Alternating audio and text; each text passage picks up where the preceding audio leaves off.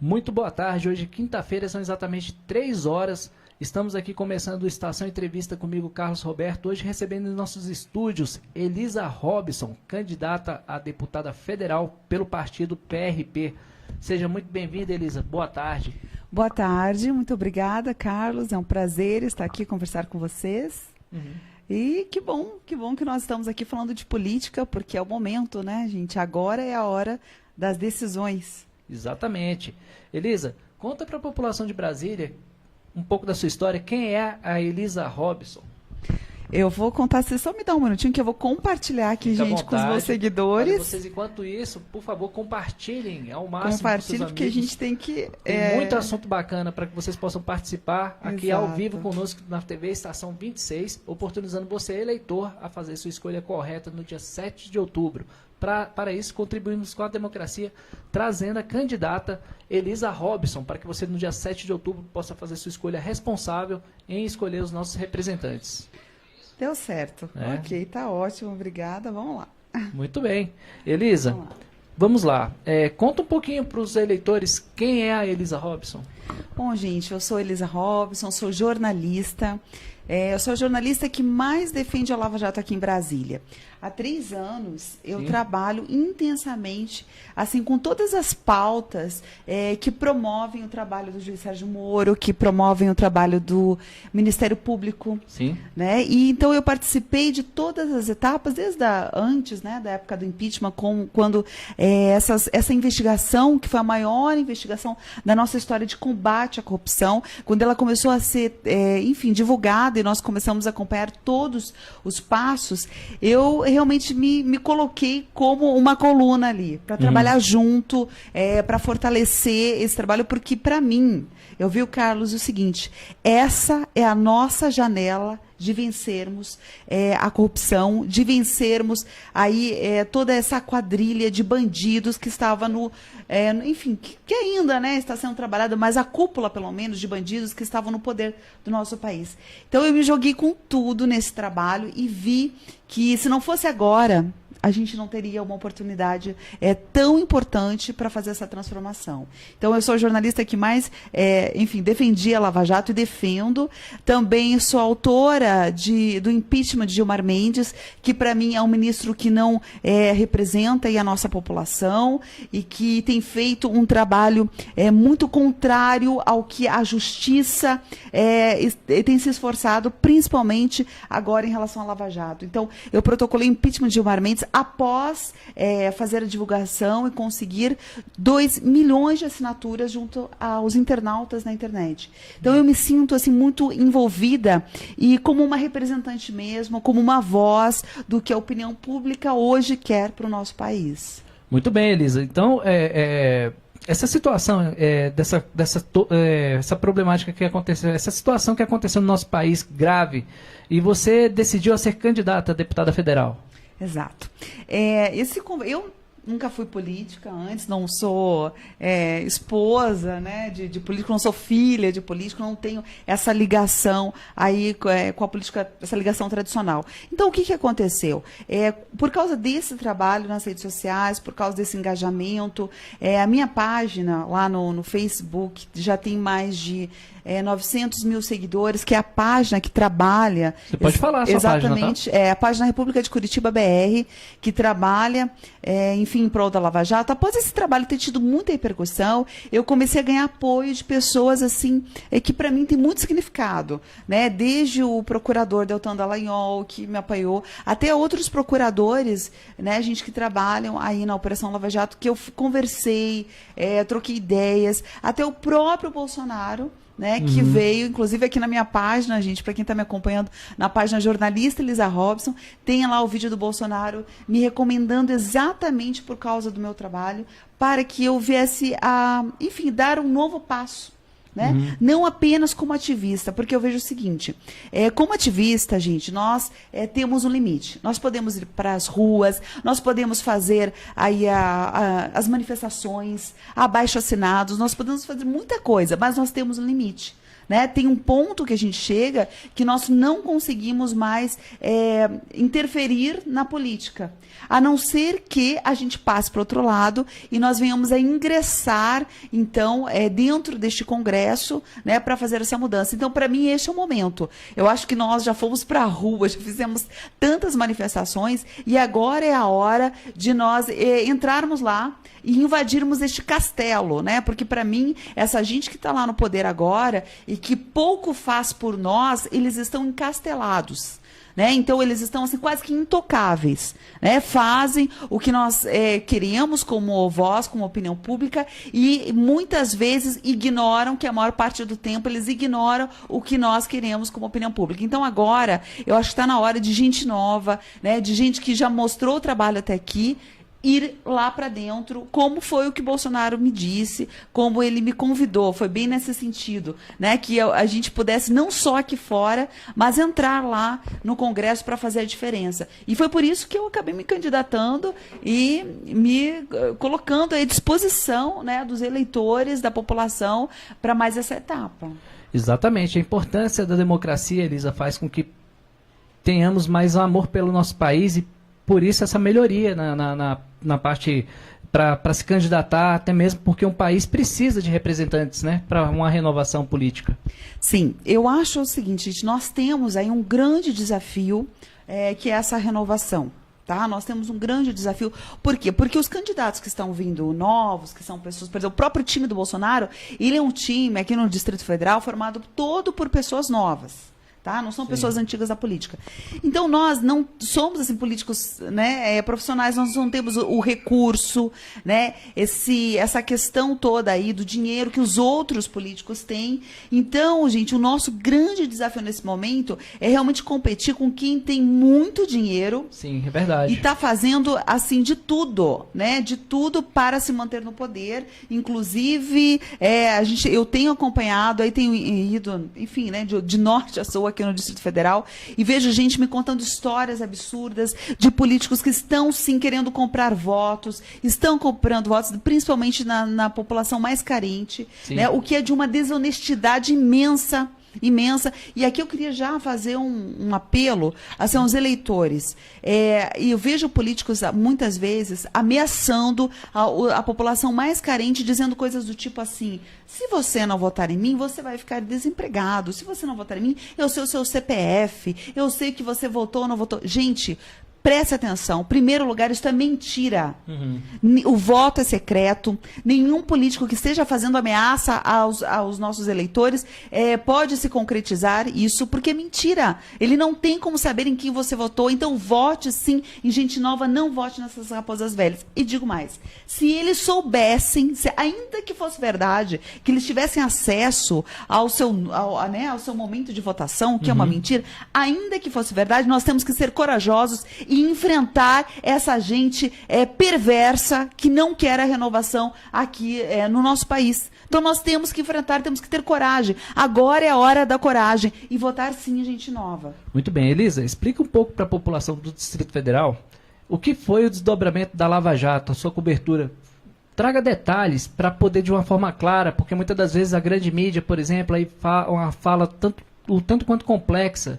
E aqui você tem a liberdade para poder explicar para a população o que de fato foi investigado e com riqueza de detalhes, caso você possa compartilhar com o nosso público, por favor. Com prazer. Gente, o que aconteceu no nosso país foi o seguinte, se instalou uma quadrilha na cúpula do poder, uma quadrilha orquestrada por Lula, orquestrada por José Dirceu, por Dilma, por esses líderes da esquerda e do PT. Isso, segundo a Lava Jato, descobriu. E essa quadrilha fazia o que exatamente? Ela pegava e contratava empresas, né, e bastante, no caso especificamente as empreiteiras, né, e lavava o dinheiro qual? O nosso. Tá? Então, ela desviava por meio de contratos com essas empresas, essas empreiteiras particulares, e desviava o dinheiro nosso, dos nossos impostos, né? Usando principalmente a nossa Petrobras, Né? Aí se deu o nome do quê? Desse esquema. Chamou-se Petrolão, porque essa gente que estava na cúpula usava a Petrobras e contratos com essas empreiteiras particulares, e eles pegavam o dinheiro dos nossos impostos, passavam por um esquema de corrupção, e esse dinheiro, então, era totalmente desviado para o bolso dessa gente, desses políticos, tá? Para o bolso destes empresários corruptos que fizeram uma aliança corrupta para destruir o Brasil. E a Lava Jato fez uma investigação extraordinária, nunca vista antes no nosso país, uma investigação que recebeu prêmios internacionais. Tamanho foi o trabalho sério, tamanha seriedade do trabalho que eles fizeram. Quem comandou isso? Isso foi feito em conjunto com a Polícia Federal, com o Ministério Público de Curitiba, e um trabalho aí coroado pelo juiz Sérgio Moro. São pessoas que são o quê? São funcionários públicos que poderiam muito bem ter se mantido confortáveis na situação que eles estavam. Né? Seja o juiz Sérgio Moro, Deltan Dallagnol, a Polícia Federal, toda essa equipe poderia, por exemplo, ter feito vistas grossas. Né? Por que a gente vai se incomodar e mexer com gente tão poderosa, criminosos do colarinho branco, né? Pessoas que nunca nós vimos serem presas por terem cometido crime. Foi a primeira vez que nós vimos ricos e poderosos irem para trás das grades neste país. Então, a Lava Jato fez um trabalho riquíssimo de investigação, levantou as provas robustas, e colocou essa gente na cadeia e colocou essa gente atrás das grades. A Lava Jato tem sido muito atacada. Por quê? Por causa da limpa que ela está fazendo e porque ela mexe com pessoas tão poderosas no nosso país, tão poderosas que se achavam intocáveis. Né? Nós estamos acostumados a ver que pobre ir para a cadeia. Não era só isso? Sim. Pessoas humildes, pessoas que não tinham poder. É isso que nós estávamos acostumados. A Lava Jato fez uma revolução na nossa justiça. Uma revolução. Então, nós precisamos fazer o que agora? E é um dos meus propósitos como deputada federal, exatamente alinhada com Bolsonaro.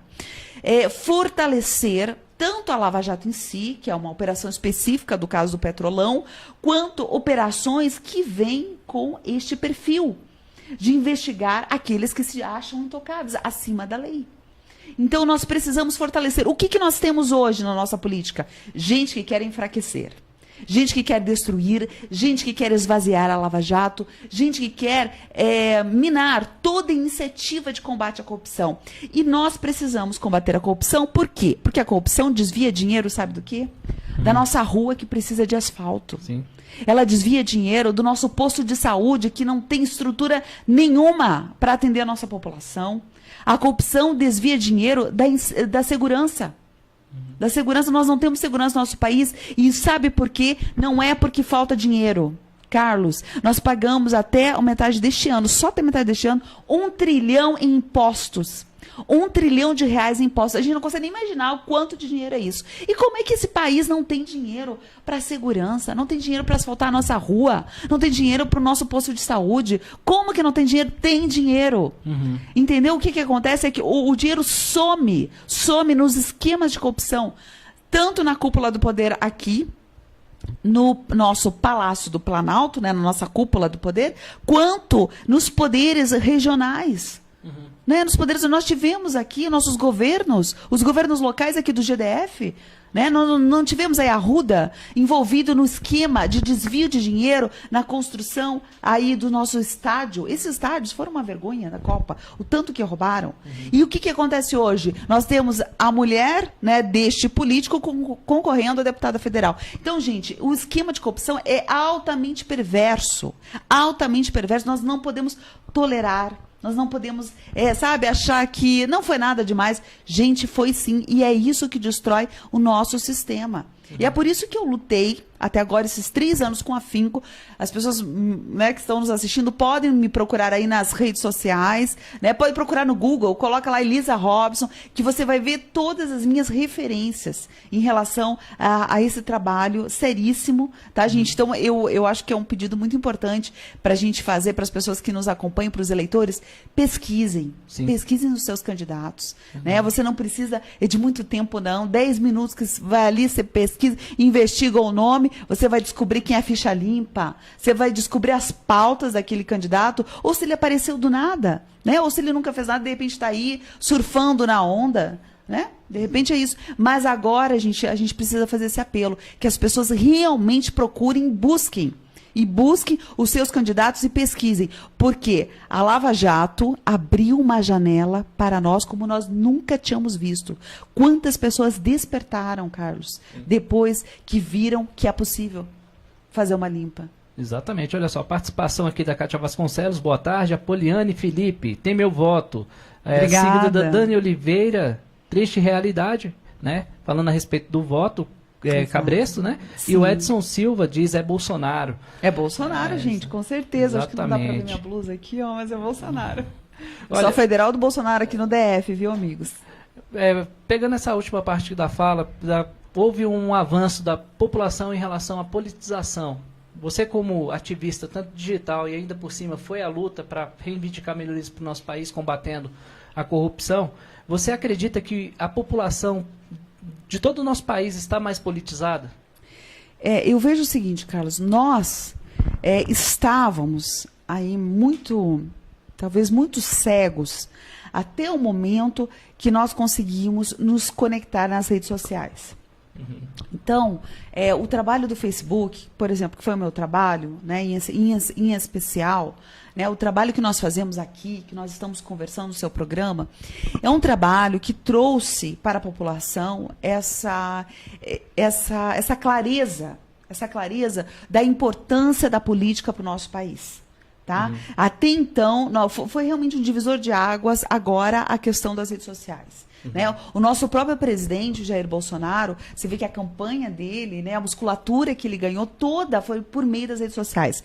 Eu acredito sim que nós podemos, por meio dessas conexões, elegermos novos candidatos.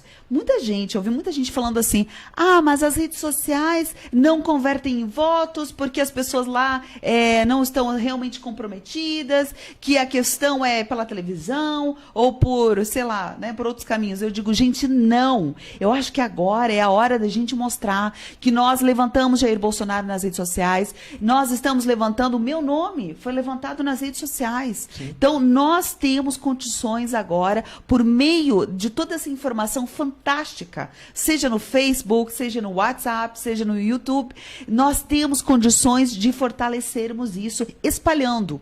Tá? Espalhando essa nossa entrevista, espalhando as notícias que são de fontes confiáveis, espalhando para quem você vai votar, né? Recomendando para os seus amigos. Eu acho sim que nós vamos ter uma grande virada, porque houve um amadurecimento da sociedade graças às redes sociais. Não só aqui no Brasil, né? A gente viu o que aconteceu lá com o Trump nos Estados Unidos. Exatamente, mídia totalmente totalmente as redes sociais. A mídia tradicional contrária, derrubando, né? E ele... Enquetes, deboche, né? Enquetes, deboches, caricaturas. Isso. Exatamente. Mais ou menos o que tentam fazer com o Bolsonaro agora e que nós estamos vendo que não está dando certo, né, gente? Não está dando certo. O Bolsonaro continua indo firme e forte, apesar da mídia tradicional fazer de tudo para derrubá-lo. Eu vi uma live hoje sua em relação aos desdobramentos do caso do rapaz que golpeou Jair Messias Bolsonaro, né?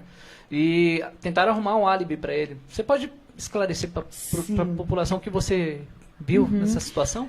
Gente, então nós tivemos aí essa tentativa de assassinato de Bolsonaro, todos nós acompanhamos há mais ou menos 2 semanas atrás.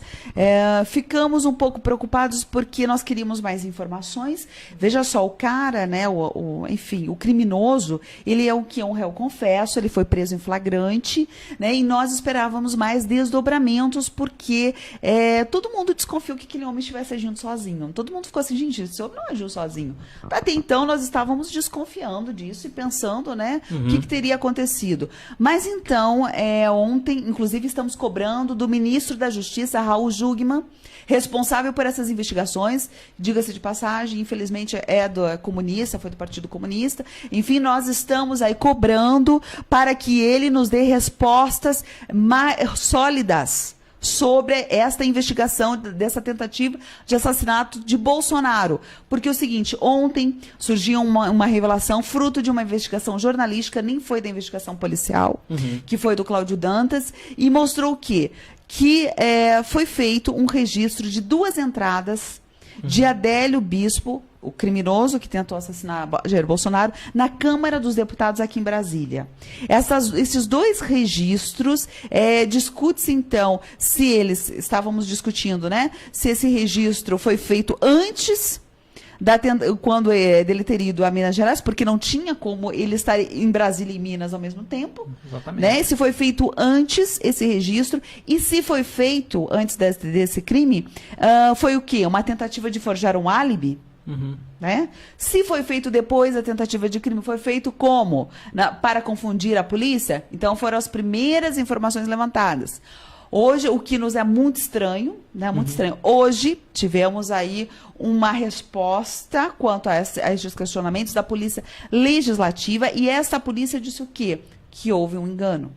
Que foi feito um registro 2 vezes de forma equivocada. Né? Que a pessoa dentro do sistema que estava fazendo o registro deste homem, deste criminoso, fez sem querer. Muito mal contada.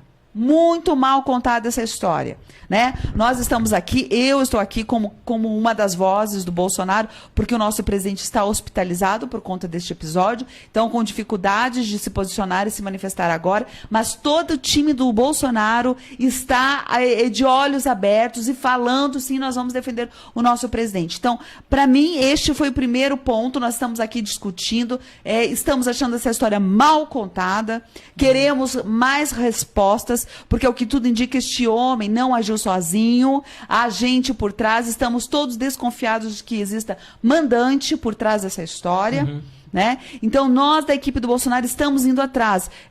O deputado Onyx Lorenzoni, lá do Rio Grande do Sul, um dos braços direitos de Bolsonaro, acionou os seus advogados para irem lá questionar, inclusive, por exemplo, a OAB, sobre esses 4 advogados que surgiram automaticamente para defender este criminoso e saber de onde, quais são as ligações e quem está financiando a defesa deste criminoso que, por algum motivo, está obscura e não querem revelar. Então, o que eu quero dizer com isso é que nós, da equipe de Bolsonaro, estamos trabalhando com afinco para proteger o nosso presidente e saber o que está acontecendo de verdade.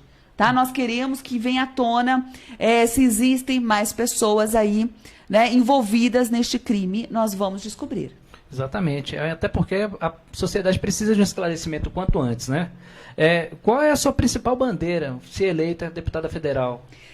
Com prazer. Gente, eu vou explicar uma coisa. A minha experiência nas redes sociais, eu vou dar só esse exemplo aí do impeachment do Gilmar Mendes. O que eu fiz, Carlos? Nós promovemos, né, esta ação e, como resultado, tivemos 2 milhões de assinaturas. Com 2 milhões de assinaturas, eu peguei este fato e fui até o Senado e protocolei impeachment de Gilmar Mendes. O que aconteceu? Embora tenhamos um número expressivo, né, parte expressiva da população brasileira pedindo que o Senado analisasse, né, este protocolo, o que aconteceu? Eunício Oliveira e toda lá a cúpula, né, do poder ignoraram. Eles sentaram em cima deste pedido de impeachment. E o que isso representa? E para mim isso foi um despertar. Eu falei, gente, o que isso representa? Representa um abismo entre nós, população, e os políticos. Um abismo entre nós e os senadores, entre nós e os deputados. Um abismo que jamais poderia existir. Como é que eles ignoram se eles estão trabalhando para nós? Como é que acontece isso deles ignorarem? Sabe por quê, gente? Porque nós temos aí um processo legislativo que que coloca muitos obstáculos para que a nossa voz seja ouvida. Então, eu peguei e criei o seguinte projeto, que é a minha principal bandeira, a partir dessa experiência, que é o do aperfeiçoamento da participação popular no processo legislativo. O que significa isso? Em 30 anos de Constituição, nós tivemos apenas 4 projetos de iniciativa popular que foram aprovados no Congresso. 4. Significa que nós não somos ouvidos, que o nosso sistema aqui no Brasil é assim, é de cima para baixo. Eles determinam o que eles querem. Então, por exemplo, se nós, ao invés de uma ponte, queremos um posto de saúde, nós não temos vez. Nós somos ignorados. O político vai lá e faz a ponte, da onde ele pode desviar o dinheiro, e não faz o posto de saúde que nós precisamos. Isso significa o quê? Que a nossa participação popular é nula. Então, o meu projeto principal, a minha bandeira é aperfeiçoar, inclusive eu tenho um projeto de lei para aperfeiçoar a nossa participação popular, para que eles sejam obrigados a ouvir a nossa voz.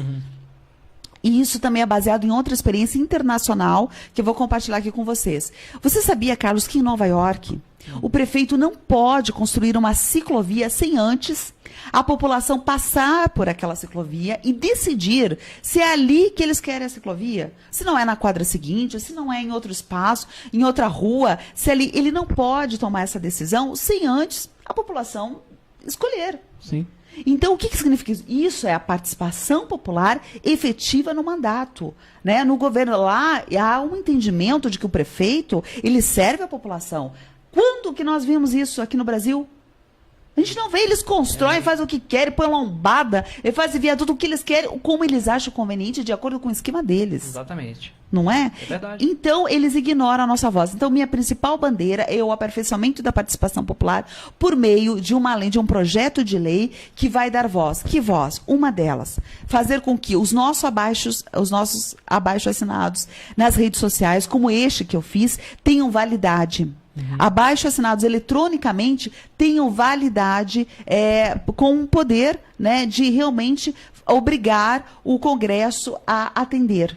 Então, se nós fazemos... E hoje é uma coisa altamente moderna. Nós podemos fazer abaixo-assinados, seja pelo WhatsApp, né, gente? Seja pelo Facebook. Existem plataformas seguras que podem ser validadas, e isso só precisa do reconhecimento do Congresso. E eles têm medo disso, porque nas redes sociais nós temos muita força. Então, o meu principal projeto popular inclui a validação dos abaixo-assinados, da participação popular para o Congresso. Eu posso dar só mais um exemplo, claro, Carlos? Um outro exemplo, por exemplo, que me assusta e que me choca. O prefeito, ou governador, ou deputado, resolve comprar, por exemplo, a merenda escolar da escola, do seu filho, né? Escola pública. E nós não sabemos nada. Não sabemos, será que ele pagou o pacote de bolacha a mesma coisa que eu e você pagamos no supermercado? Ou ele está pagando 5 vezes mais aquele pacote de bolacha, né, e embolsando dinheiro? Nós não temos transparência e clareza quanto a esses processos. Então, nós temos que ter uma participação popular efetiva, de forma que a gente tenha, sim, quero saber a lista do que ele está comprando para aquela escola e quanto ele pagou para eu poder, no dia que eu for no supermercado, ter ideia se ele pagou o pacote de arroz que vai para aquela escola, o mesmo preço que o dona de casa está pagando, ou se eles estão pagando, nós não sabemos, nós não acompanhamos nada. Isso é o quê? Isso é o dinheiro dos nossos impostos. Então, nós temos que melhorar a nossa fiscalização dos gastos públicos, jamais fazer o que acontece hoje, né? Nós não temos noção do que eles fazem com o nosso dinheiro. Eles dizem os números, nós não podemos nem, né, nós nem sabemos como conferir isso, de tão difícil e obscuro que é. Então, essa é a minha principal plataforma, um projeto de lei para aumentar a participação popular com a validação, por exemplo, de abaixo-assinados eletrônicos. E também a minha segunda pauta, além da pauta Pró-Vida, eu tenho vários artigos, gente, escritos aí na internet, coloquem lá, Elisa Robson, Pró-Vida, e você vai achar meus vários artigos defendendo a vida e contra o aborto, contra a legalização das drogas também. E a fiscalização de organismos internacionais. Eu sou, como deputada federal aqui por Brasília, gente, eu vou produzir leis que vão impactar todo o país. Esse é o meu papel. Certo. E o outro papel é fazer o que? A fiscalização dos gastos públicos. E eu vou fiscalizar os organismos internacionais, como, por exemplo, a ONU e o Foro de São Paulo. Esses organismos têm tido uma influência negativa, nefasta na nossa sociedade. E eu tenho como um compromisso fazer o monitoramento e a fiscalização da ONU e destes organismos aqui, sendo uma parlamentar de Brasília, só aqui, né? Debaixo, por exemplo, da sede da ONU no Brasil. E saber como que eles trabalham, porque você sabia que nós pagamos para a ONU 100 milhões de dólares por ano? Dinheiro dos nossos impostos, e a gente não tem nem ideia do que eles fazem com esse dinheiro. Né? Como que alguém tomou essa decisão por nós? O Brasil precisa de tanta coisa. Então, eu vou fiscalizar, vou monitorar e vou exigir outra resposta, outro posicionamento. Fora a influência da ONU aí com a sua agenda marxista, né, do marxismo cultural, que influencia a nossa educação, que eu acho que a gente tem que dar um basta nisso. Olha só, a participação do Francisco Campos, né? Os brasileiros não serão comandados de dentro de uma cadeia por um corrupto, ladrão, quadrilheiro, bandidos, que se declarou apoiador do mal, que os cubanos e venezuelanos passam hoje.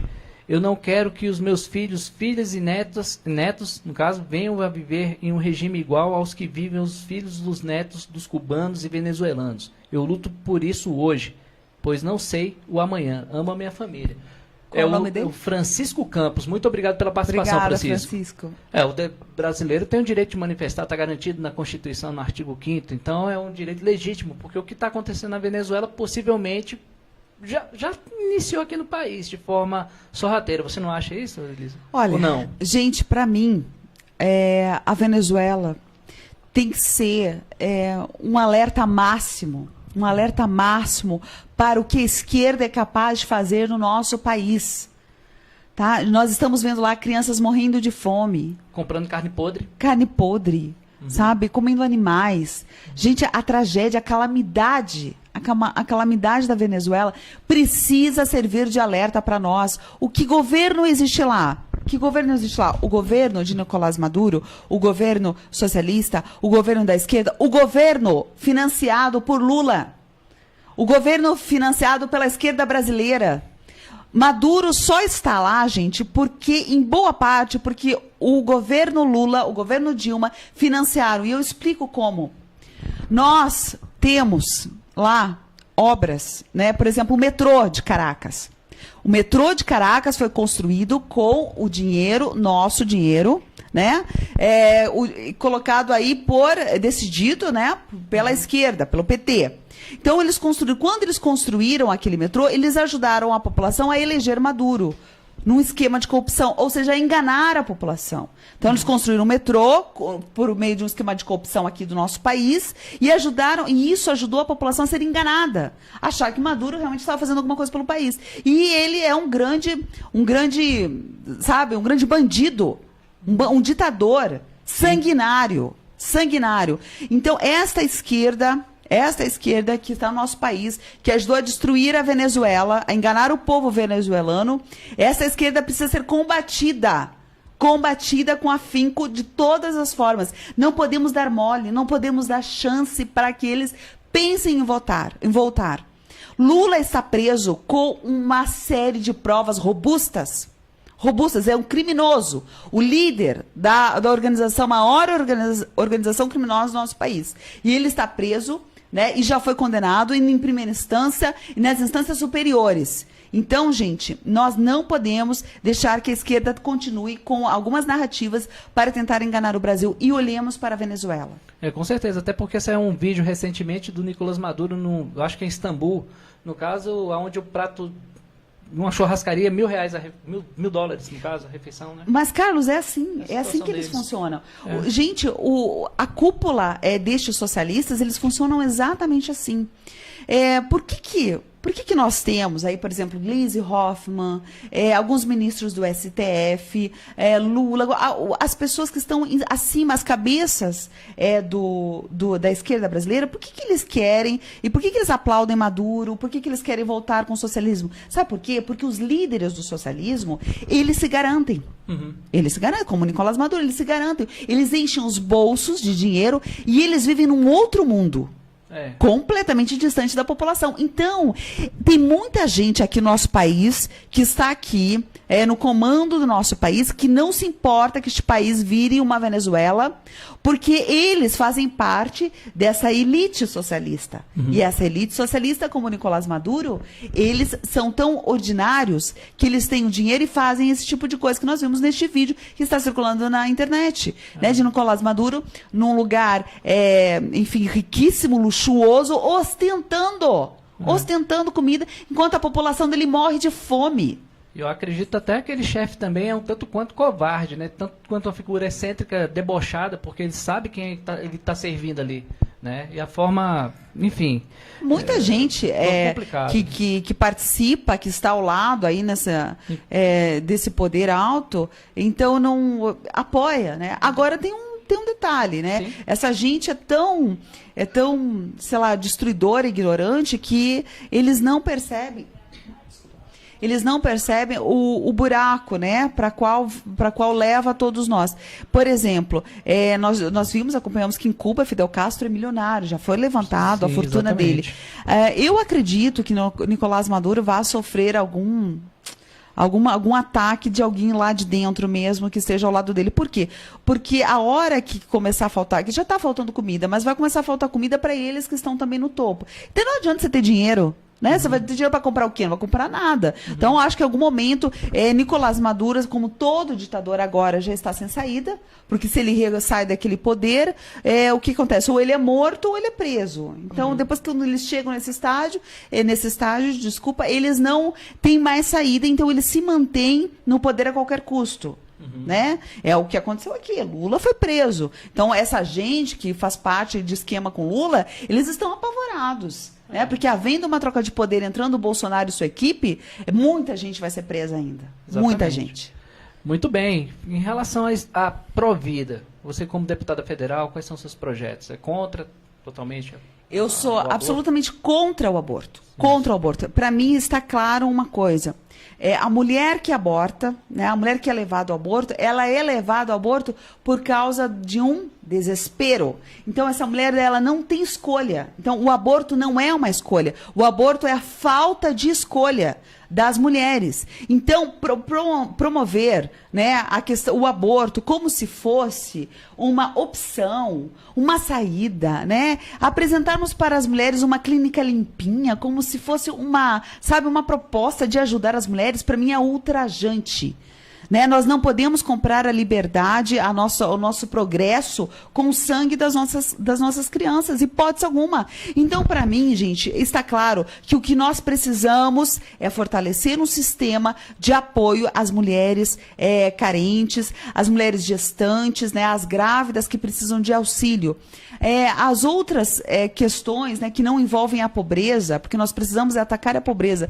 As outras questões, nós temos diversas saídas, desde a educação junto às adolescentes, para evitar a gravidez, né, essa gravidez que não é planejada, até ao sistema, por exemplo, de trabalho, que quer excluir às vezes, né, a mulher gestante. Nós temos sim que trabalhar para que o sistema seja aperfeiçoado e melhore, então, o atendimento às mulheres em todos os âmbitos, desde a educação sexual até a questão do mercado de trabalho. Agora, jamais dizer às mulheres que a saída para os seus problemas é elas praticarem a violência contra si, e contra, em um caso de aborto, de gestação, jamais. Isso é jogar as mulheres na era medieval, quando as mulheres não tinham direitos.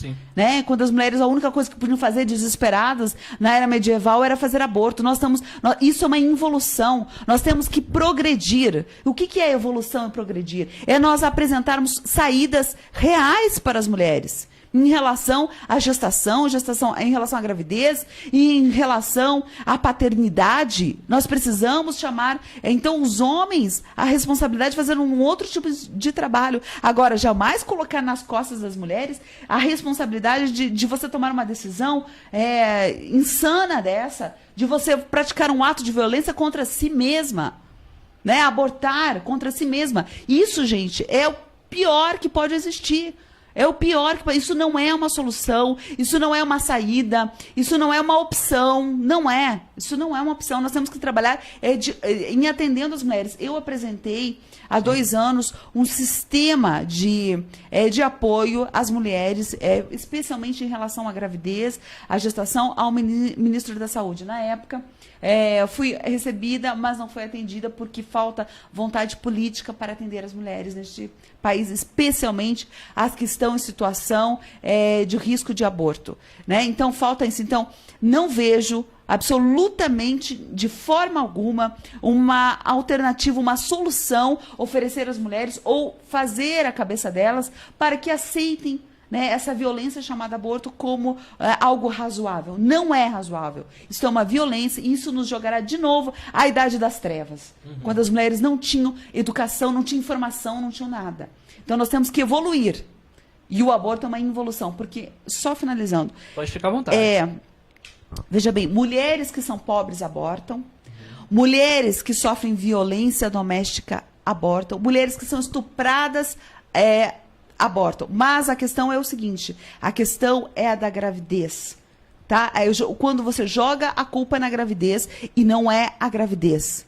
Né? A mulher que ela sofre estupro, ela pode engravidar, então o problema não é a gravidez, o problema é o quê? É o estuprador.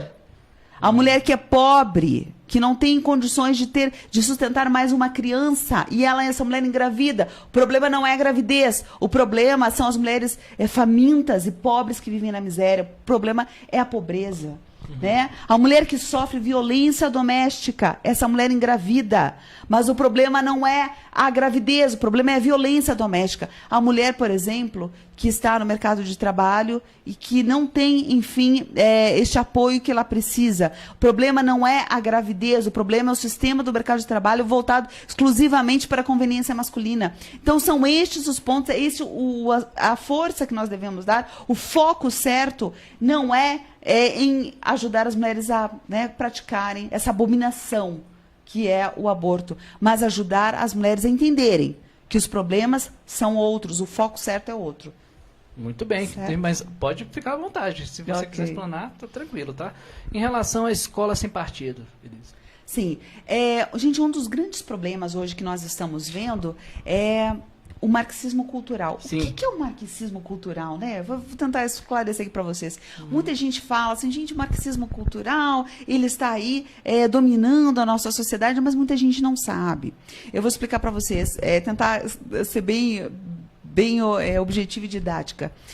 O marxismo, ele tem como o seu viés de trabalho os conceitos aí da esquerda, os conceitos socialistas, e acreditava-se, então o marxismo a princípio acreditava que precisava destruir, por exemplo, a classe econômica, né, que seria o capitalismo. Exatamente. Era esse o caminho que eles acreditavam que seria para destruir, então, desestabilizar a sociedade e, enfim, atacar a parte econômica, que seria começar pelo capitalismo.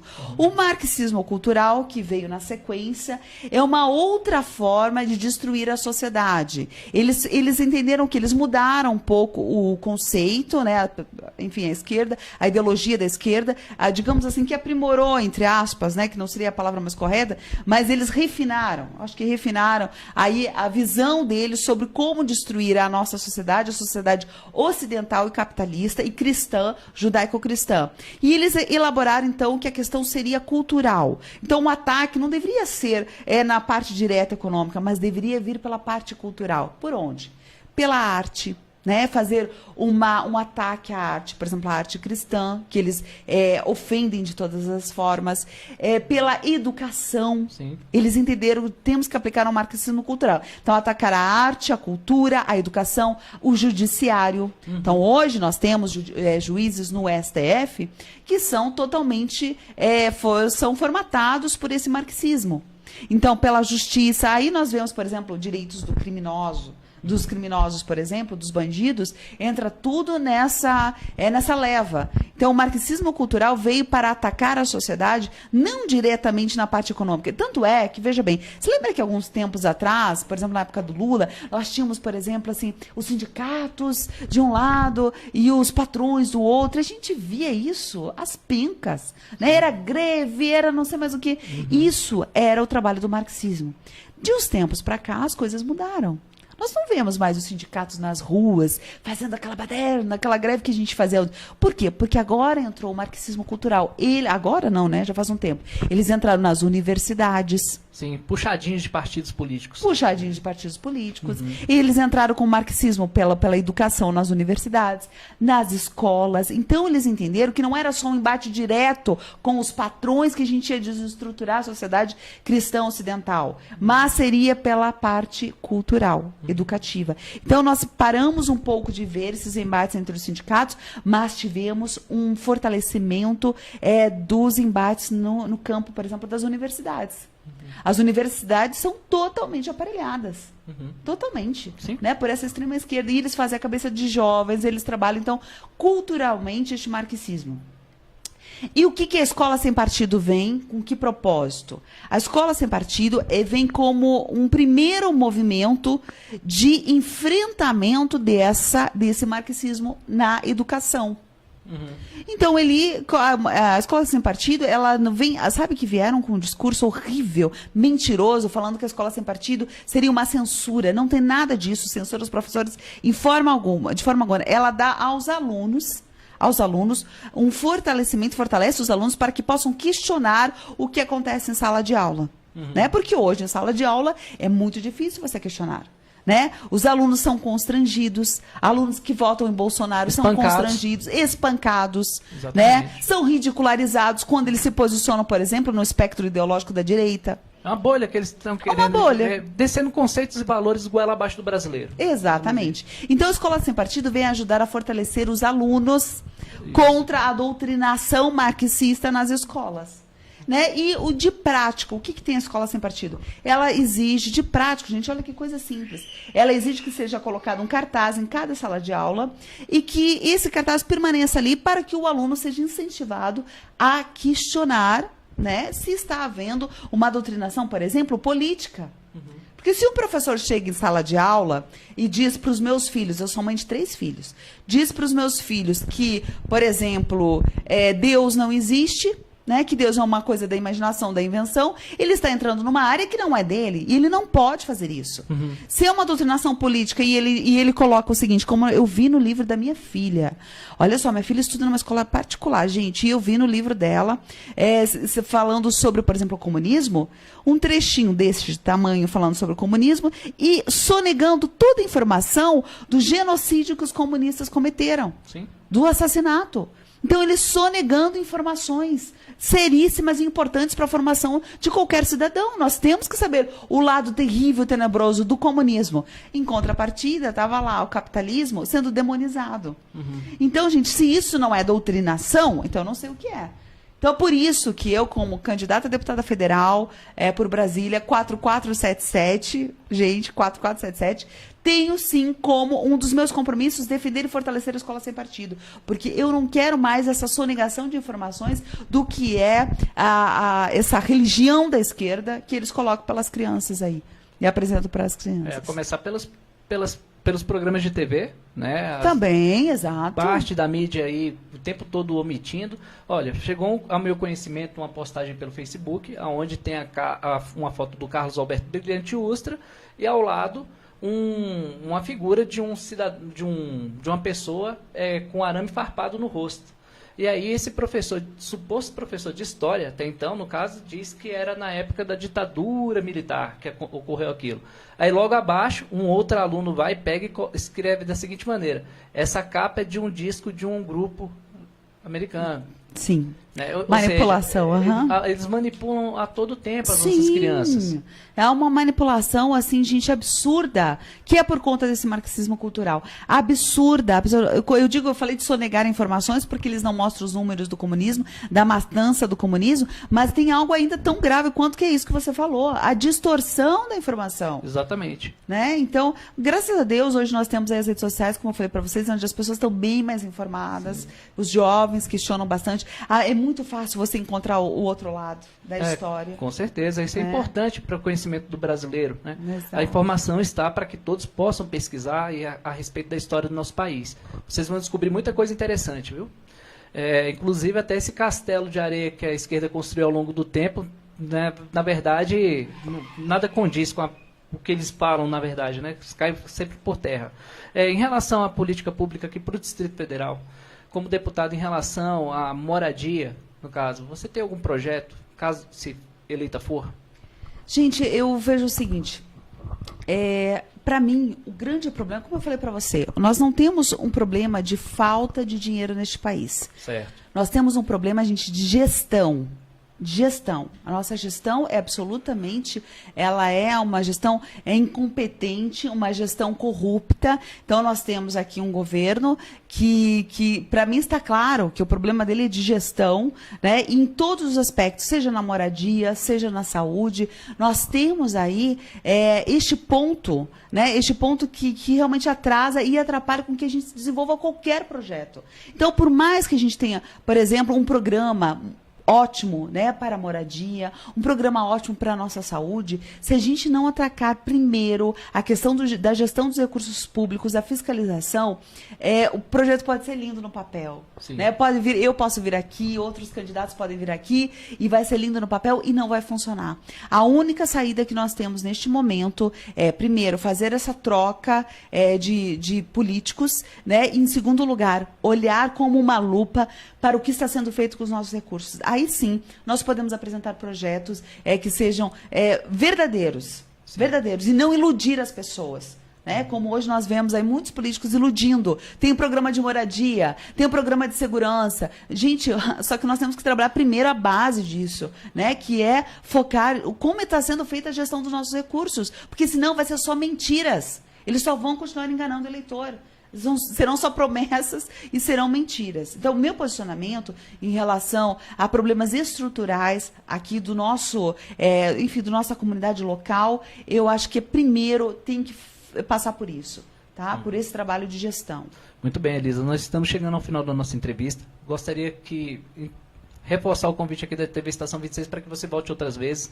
Obrigada. Mas antes, eu gostaria que você deixasse um recado para a população aqui de Brasília e deixasse o seu número também. Pode ficar à vontade. Muito obrigada, Carlos. Agradeço também a participação, aí o apoio. Vi que várias pessoas entraram aqui no Face, participaram. A Clarice Builas, a Kátia Vasconcelos, a Maria Albner, não é isso? Isso, ó.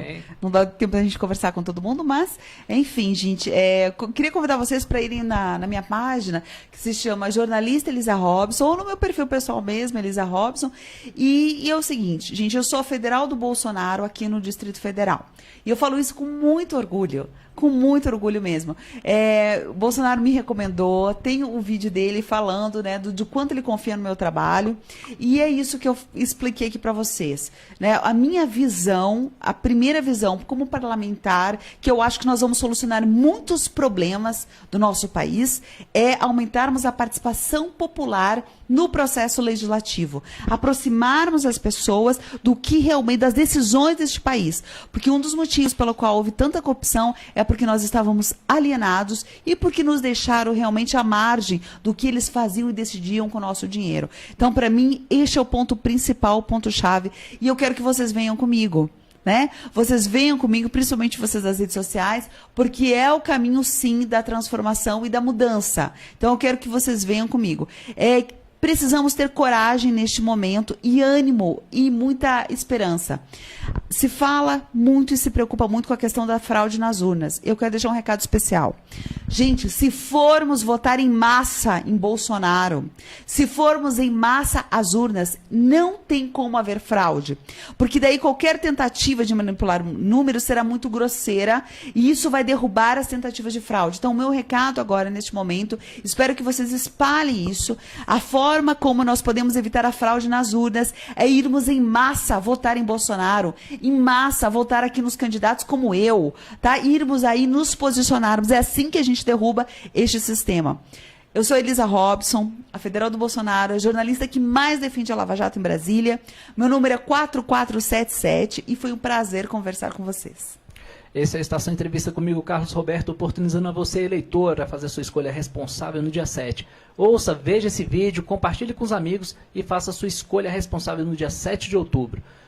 Fiquem com Deus e até semana que vem com mais Estação Entrevista comigo, Carlos Roberto. Muito obrigado, Elisa. Obrigada.